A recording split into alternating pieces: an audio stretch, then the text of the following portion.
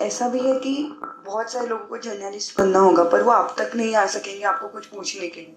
तो आपको ये जो टू बी जर्नलिस्ट है उनको क्या बताना है कि ऐसा क्या करे कि वो एक अच्छी जर्नलिस्ट बने? देखो, अच्छे जर्नलिस्ट कोई बनना नहीं चाहता, ये बात सबसे पहले आप समझ लीजिए। क्योंकि अच्छे जर्नलिस्ट को क्या मिलेगा?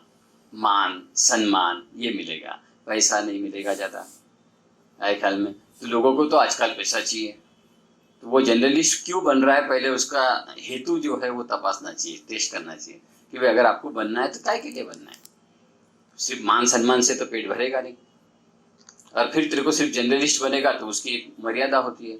और अभी जर्नलिस्ट के काम में भी बहुत सारे, अभी जो इतना इलेक्ट्रॉनिक मीडिया आया है और मीडिया में भी इतने चेंजेस आए। पहले इलेक्ट्रॉनिक मीडिया में भी ओबी वैन वगैरह सब हुआ करती थी। अब आप जो मोबाइल से काम कर रहे हैं तो यहाँ ओबी वैन की आवश्यकता नहीं है, 5 आदमी यहाँ कम हो गए। जो चैनल चलाने के लिए 129 आदमी लगते थे, अब वहां पर वो चैनल सिर्फ 35 लोग चलाते हैं। मतलब वहां पर भी सेचुरेशन आ गया। अभी पत्रकारिता ऐसा हो गया कि वो पत्रकार खुद ही न्यूज, खुद का लैपटॉप खुद ही रखेगा। लैपटॉप भी छोड़ दिए, वॉइस कंपोजिंग लेके चलता है मोबाइल में। हमारा रिपोर्टर वहां से ही उसी के अंदर वॉइस कंपोजिंग, ऐसी घटना ऐसा घटना वगैरह वगैरह वही वॉइस कंपोजिंग करता है, इधर भेज देता है। तो इधर आने के बाद में ये उसको कन्वर्ट करता है, इसको भी टाइप करने की आवश्यकता नहीं है, यूनिकोड में आ रहा है, कन्वर्ट कर लिया। मतलब ऑपरेटर खत्म, न्यूज रीराइटर खत्म, कितनी बातें खत्म होते जा रही है। और ऐसे में अगर कोई पत्रकारिता में आना चाहता है तो पहले उसका इंटेंशन क्या, भैया तेरे को काय के लिए आना है, तेरे को क्या करना। क्योंकि मीडिया ये बहुत बड़ी पावर है। आज जो 7 प्रॉफिट के बिजनेस माने जाते हैं हिंदुस्तान के अंदर या वर्ल्ड में माने जाते हैं, उसमें मीडिया का भी बिजनेस माने जाता है कि वो प्रॉफिटेबल बिजनेस। लेकिन बात ये है कि जिसका चल गया उसका, आप वकालत के मामले में सुन लीजिए, जैसे अभी खानगांव शहर है मान लो, इसमें 3 4 5 ही वकील ऐसे हैं कि जिनकी वकालत बहुत ज्यादा चलती है, बाकी एडवोकेट तो 350 450 लोग हैं। तो वैसे मीडिया के अंदर का भी है कि कौन सा अखबार चल रहा है, कौन सा चैनल चल रहा है, वो सब बातों में। तो वो पहले आना क्यों चाहता है, तो पहले वो ये समझ ले कि वो उसको क्या प्राप्त करना है, उसका मोटो क्या है, उसका इंटेंशन क्या है। और फिर अगर आना चाहता है तो फिर कुछ भी करने की आवश्यकता नहीं है, कोई पढ़ाई इसमें कंपल्शन नहीं है। वैसे अवेलेबल है, मास्टर ऑफ जर्नलिज्म मैंने भी किया है, मास कम्युनिकेशन है, वो है ना, आप उसमें पीएचडी कर लो भलाई। लेकिन अगर आपने नहीं किया तो भी आप अच्छे पत्रकार बन सकते हैं। आपकी ह्यूमैनिटी ग्राउंड कैसा है, मानवतावादी दृष्टिकोण कैसा है, आप समाज को क्या बनाना चाहते हैं, आप समाज को क्या देना चाहते हैं, इसके कंसेप्ट आपके क्लियर होना चाहिए। आप कोई एक मतलब ऐसा लेके चलेंगे कि मुझे जातिवादी बनाना है समाज को, आप नहीं कर पाएंगे, नहीं चल पाएंगे। आपको ये देश की रचना कैसी है, देश की लोकशाही क्या है, अपना डेमोक्रेसी क्या है, हमारे रूल्स रेगुलेशन क्या है, और हमको क्या करना चाहिए। आज सब लोग इतनी कड़ी पत्रकारिता करते वक्त लिखेंगे कि हम मुसलमानों के खिलाफ में लिखेंगे। अरे 26 करोड़ मुसलमान हैं आज देश के अंदर, क्या आप उनको हटा देंगे, क्या आप उनको मार देंगे, आप उनको भगा देंगे, वो निकल जाएंगे? अरे उनके साथ में ही चलना है, तब कैसे चल सकते हैं, इसको देखना चाहिए। तो ये सारी बातों को लेके जब उसका कंसेप्ट क्लियर होता है, मान लो इस छोटी छोटी बातों को लेके, वो आगे आ सकता है। और उससे शुरुआत करने की, मैं आपको शुरू में बोला कि शुरुआत करने की आवश्यकता है, बाकी तो फिर समाज है, फील्ड है, ये सब उसको बना देते हैं ना, ये सब उसको शार्प करते चले जाते हैं। जिसको हम बोलते कि हिऱ्याला पैलू पाडले की हिराची किंमत होते, तो दगड असतो, लेकिन जब उसको तराशते हैं तब उसकी कीमत बढ़ती है। तो ये तराशना जो है ना, ये सारे आपके एक्सपीरियंस, आपके आजू बाजू वाला जो माहौल है वो तराशते रहता है आपको, और आप हीरा बनते चले जाते हैं। सर आप आपके लाइफ के कुछ ऐसे एक्सपीरियंस शेयर कर सकते हो क्या जिससे आज की यूथ, आज के स्टूडेंट्स कुछ सीख सके, उनको कुछ समझ आ सके लाइफ के बारे में? बिल्कुल। देखो, सबसे पहले मैं आपको ये बता दूं कि मैंने ये कहा कि एजुकेशन मतलब बहुत कुछ है लेकिन सब कुछ नहीं है, मायने नहीं रखता। जब मैंने स्टार्ट किया था पत्रकारिता में तो मेरा एजुकेशन ओनली 12th था, 12th भी नापास था, मेरा फिजिक्स का पेंडुलम कभी हिला नहीं, 12th मेरा नापास ही रहा भी नहीं। मैंने फिर उसको रेफ्रिजरेशन एयर कंडीशनिंग से जोड़ा, फिर 10+2 के बाद में फिर मैंने ओपन यूनिवर्सिटी से ग्रेजुएशन किया, उसके बाद में फिर मैंने रेगुलर के इसमें पोस्ट ग्रेजुएशन किया, ऐसे वो भी मैंने किया। अभी मेरी पीएचडी चल रही है उसके अंदर। कहने का मतलब है कि एजुकेशन आपको कोई रोक नहीं है, आपको भाषा भी कोई रोक नहीं है। आपको मतलब इस फील्ड में आना है तो पहले आपकी इच्छा शक्ति आप जागरूक कर लो कि हाँ हमको इस फील्ड में जाना है। और अगर आप स्पेस मार्केटिंग को साथ में लेके आते हैं तो आपके लिए ये बहुत वास्ट फील्ड है और अच्छा कमाई का फील्ड है, आपको अच्छा बिजनेस देने वाला फील्ड है, अच्छी आपको इसमें अर्निंग देने वाला फील्ड है ये, तो इसमें आना चाहिए। यूथ लोगों ने तो बिल्कुल भी आना चाहिए, बिल्कुल जरूरी है। और पहला ही ऐसा क्षेत्र है मान लो यहाँ कि यहाँ नौकरी के लिए पैसे नहीं देना पड़ता। अगर आपको टीचर बनना है, आपको लेक्चरर बनना है, तो कोई संस्था में 35 लाख, कोई संस्था में 20 लाख रुपए देके आपको नौकरी लेना है। पत्रकारिता में आज की तारीख में ऐसा कुछ नहीं है। आपको अगर प्रेस में जाके काम करना है तो मिनिमम क्वालिफिकेशन ग्रेजुएशन आप कर लीजिए, पोस्ट ग्रेजुएशन कर लिए। अगर आपने आर्ट से किया है तो ज़्यादा अच्छा है, कॉमर्स से किया है तो फिर भी आपको स्पेस मार्केटिंग करना है तो वो भी अच्छा है, आप इसमें आ सकते हैं। और इसके अंदर कोई भी आपको पैसे मतलब देना नहीं है नौकरी के लिए। और जो भी कमाई करनी है वो आपको बताया बलबूते वाली कमाई, कि हम मैनेजमेंट को लाके दे रहे हैं, उसमें से कुछ लेके जा रहे हैं। तो इस तरीके से ये और फील्ड बहुत अच्छा है। आए दिन हम समाज में जो जो नई नई घटना घटती है उससे सीख सकते हैं, समझ सकते हैं। तो उससे कुछ सीखे समझे तो निश्चित रूप से हमारे हमारे बच्चों के इसमें मतलब उनके जीवन में उसका फर्क पड़ता है। कई लोगों को मैं पूछता हूँ कि आप महात्मा गांधी के आश्रम गए सेवाग्राम? नहीं गए साहब, यहाँ के यहाँ नहीं जाए सेवाग्राम, पता जाना ही नहीं, देखना ही नहीं महात्मा गांधी ने क्या कर लिया। अरे क्या नहीं कर लिया, आज 180 देशों में उनके डाक टिकट चलते हैं, कई 100 से ज्यादा देशों में उनके पुतले खड़े हैं। तो निश्चित रूप से वो महात्मा ने कुछ किया है ना, उनको पढ़ना पड़ेगा, समझना पड़ेगा। हिंदुस्तान को समझा है वो आदमी ने। तो बाकी लोगों को हम मानने को तैयार नहीं। अच्छा, बड़े लोगों के पास में अब यूथ का भी एक प्रॉब्लम है, वो बोलते जनरेशन गैप है, इनको तो कुछ समझता नहीं, उनको ऐसा लगता है यूथ को। ये भी बहुत गलत बात है। उनको आपके जो थियोरटिकल पार्ट है वो नहीं समझता होगा, आपके माता पिता को जरूर नहीं समझता होगा, लेकिन उनको जिंदगी समझती है, उन्होंने जिंदगी जी है माता पिता ने। तो आपको जिंदगी देखना है उसकी और जिंदगी से सीखना है। सबको कहने के लिए तो सब लोग बहुत आसानी से बोल देते रहते हैं। मतलब किसने कहा था क्या, मतलब कि भाई आईने से साफ, आईना तो देखता है हर कोई, लेकिन आईने से साफ जिंदगी जीता है हर कोई। देखता तो सभी है, लेकिन आईने से जिंदगी जीने के लिए नहीं देखता। तो वो सारी बातों को हम अगर देखें तो निश्चित रूप से सब कुछ अच्छा। मैं आज भी देश में लोग ये खराब हो गया, वो खराब हो गया, ऐसा नहीं है। ये देश के ऊपर आपका विश्वास होना चाहिए। जो देश कभी सुई तकात नहीं बनाता था, वो भी हमारी बाहर से आती थी विदेश से, वो देश आज 100 देशों के सैटेलाइट ले जाके हम छोड़ रहे हैं आकाश में से। हमने प्रगति कुछ की नहीं। हमारी ट्रेन वगैरह, ये एरोप्लेन्स, ये हमारे कंप्यूटर, हमारे अमेरिका में सबसे ज्यादा बोले इंजीनियर भारत के, ये सॉफ्टवेयर चलाने वाले, तो ये प्रगति नहीं है। लेकिन हमको देखना ही नहीं है, देश बोगस है, देश में करप्शन है, देश में ऐसा है, देश में वैसा, ऐसे ऐसे निगेटिविटी ही देखते रहेंगे क्या आप? और दूसरी एक बात यूथ के लिए मेरा बोलना है कि आगे थोड़ा सा वो प्रिकॉशन ले कि कुछ लोग जो समाज में ऐसे होते हैं कि जो कुछ भी कर रहे हैं उसके अंदर सिर्फ वो लोग गलतियां ढूंढते हैं और बताते हैं उन लोगों को कि भाई ये तुम्हारा गलत है, इसमें भ्रष्टाचार है, इसमें आपने ऐसा कर लिया, ये संस्था वैसी कर ली, ये संस्था वैसी कर ली। भाई उसने एक संस्था खड़ी की और उसने वो चलाई, लोगों को बेनिफिट मिला, चल तू भी एक संस्था खड़ी कर ले, चला ले। ये हमारे मालिक ने किया था, मिस्टर प्रकाश पोरे, एडिटर और न्यूज़पेपर डेली देशोन्नति, कि उन्होंने एक बार जिला सहकारी बैंक के खिलाफ में लिखा अकोला के अंदर। तो वहां पर मिस्टर कोरपे करके हुआ करते थे, तो उनके पोरे साहब के फादर ने बोला की तू त्यांच्या विरुद्ध का लिहित आहे, त्यांच्या बँकेच्या विरुद्ध, ती त्यांनी बनवली बँक आहे, ते त्याचे डायरेक्टर आहेत, त्यांना जसं पाहिजे त्या पद्धतीने ते चालवत आहेत, तर तुम्ही कशासाठी हे करताय?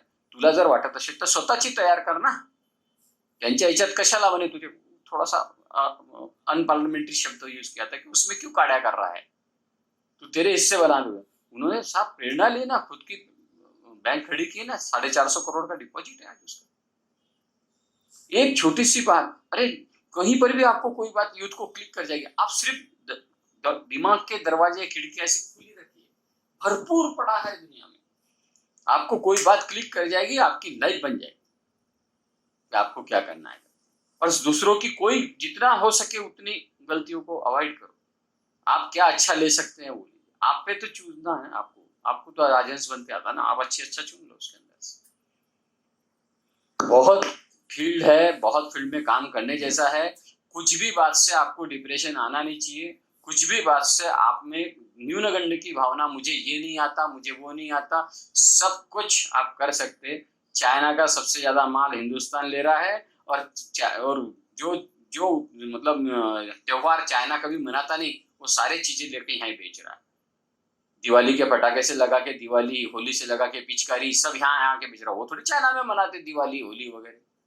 और उनको क्यों नहीं आया भाषा का प्रॉब्लम? वो तो आपके सब सॉफ्टवेयर भी नहीं चलाते, उनका खुद का ही अलग से व्हाट्सएप चलाते, वो उनका अलग से सब कुछ चलाते वो।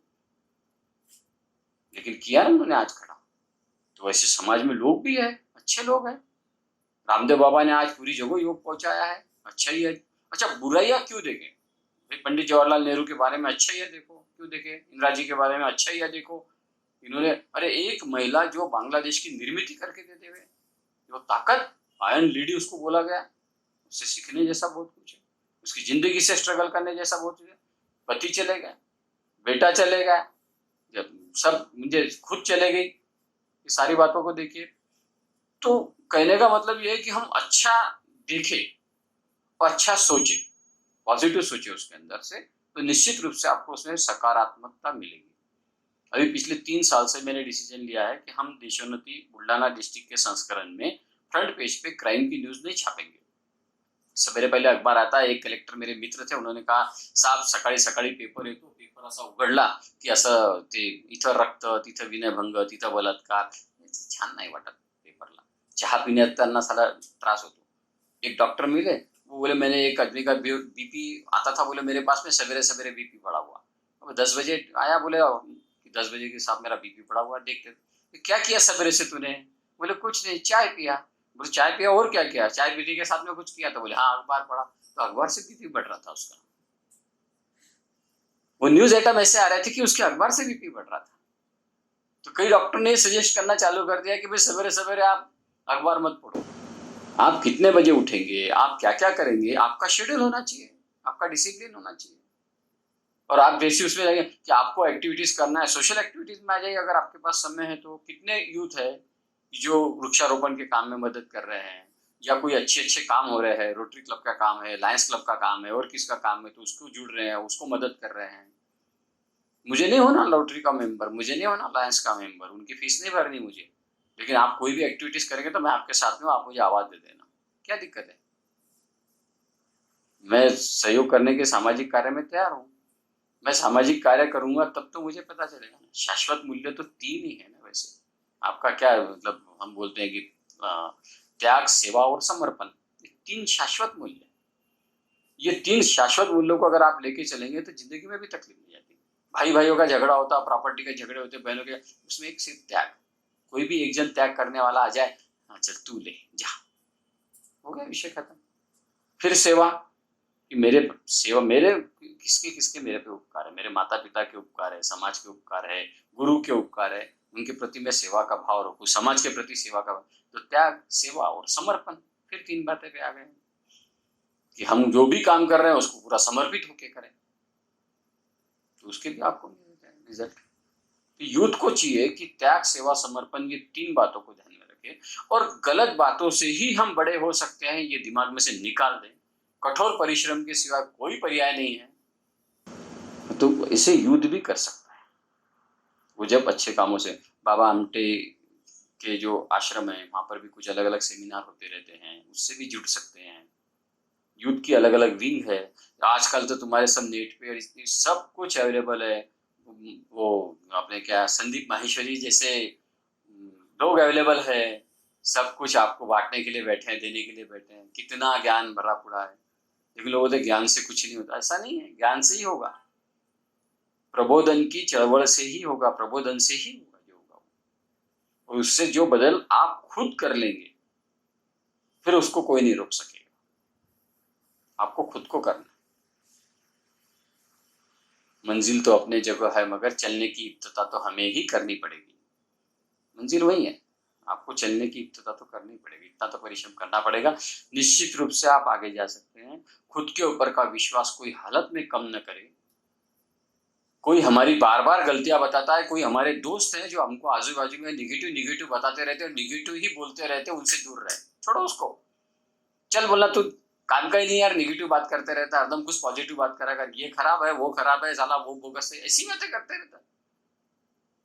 कुछ अच्छा भी तो बोल, क्या अच्छा है, कुछ तो अच्छा होगा ना। उसके बारे में कोई चर्चा ही नहीं करता। जो खराब है उसकी चर्चा करते रहते, वो निगेटिव बताते रहते कि इसका ऐसा बिगड़ गया, उसका ऐसा बिगड़ गया, और जिसके अच्छे हो गए वो भी बताना। उन्होंने भी तो रास्ता, उनके लिए भी तो परिस्थिति है ही थी, यही स्टेशन है उनके लिए भी, उन्होंने भी काम किया है, बड़े बड़े लोग बन के काम करते हैं। तो ये मतलब आपका बहुत बहुत अभिनंदन करना चाहिए कि आपने बहुत अच्छी लाइन चूज की कि जो भी मान लो खामगांव सिटी में है बहुत सारे लोग हैं कि इनको आप इनका सक्सेस तो बता ही रहे हैं, इनका फेल्यूर भी आप बता रहे हैं, और इनसे क्या लेना चाहिए वो भी आप बता रहे हैं। इतना रेडीमेड मटेरियल आप यूथ को दे रहे हैं, इसलिए आपका बहुत बहुत अभिनंदन। और निश्चित रूप से यूथ को इससे बेनिफिट होगा, इन बातों को समझे। और ये एक बात और भी कि वो यूथ लोगों ने ये भी है कि उनको जो व्यक्ति पसंद है उन व्यक्ति से अपॉइंटमेंट लेवे, उन व्यक्ति से जावे, मिले, उनको पत्र व्यवहार करे, उनको ईमेल करे कि हम आपसे सर 5 मिनट मिलना चाहते हैं। अरे क्या होगा, वो निकाल थोड़ी देगा, देगा ना 5-10 मिनट, कुछ ना कुछ तो काम की बात आएगी। लेकिन हम लोग संकोच करते हैं, संकोच यूथ को नहीं करना चाहिए।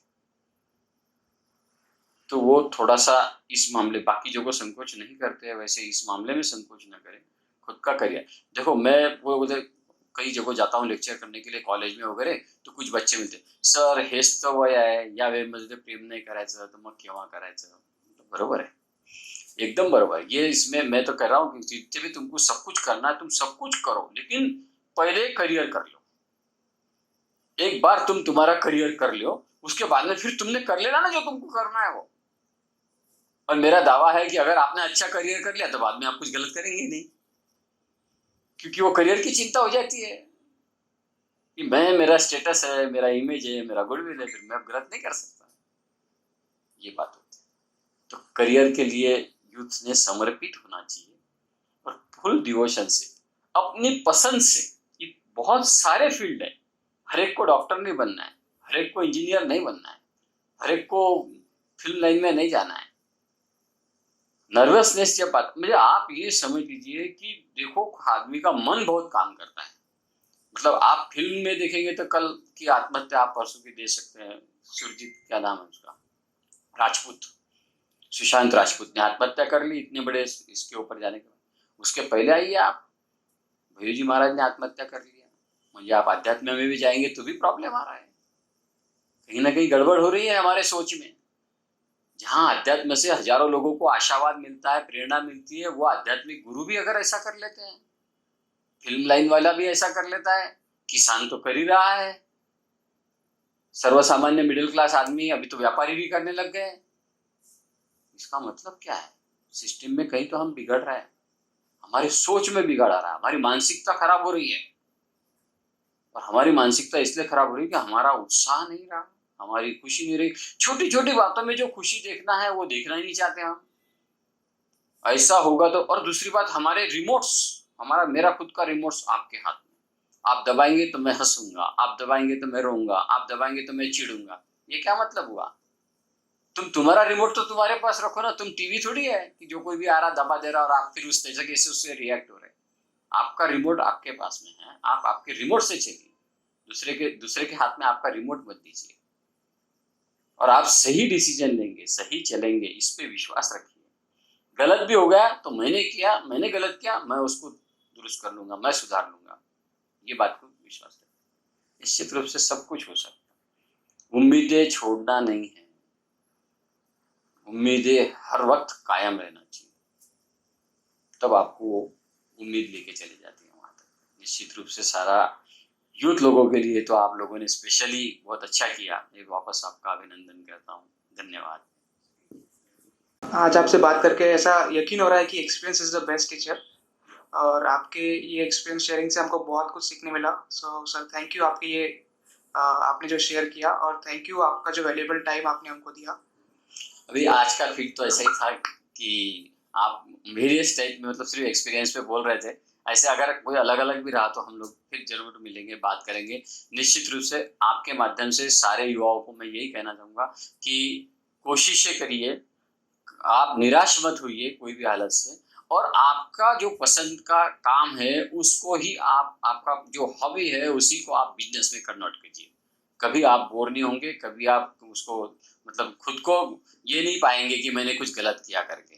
और बहुत बड़ी दुनिया है, बहुत कुछ करने जैसा है, काम भी बहुत करने जैसा है, आप कर सकते हैं, खुद पे विश्वास रखिए।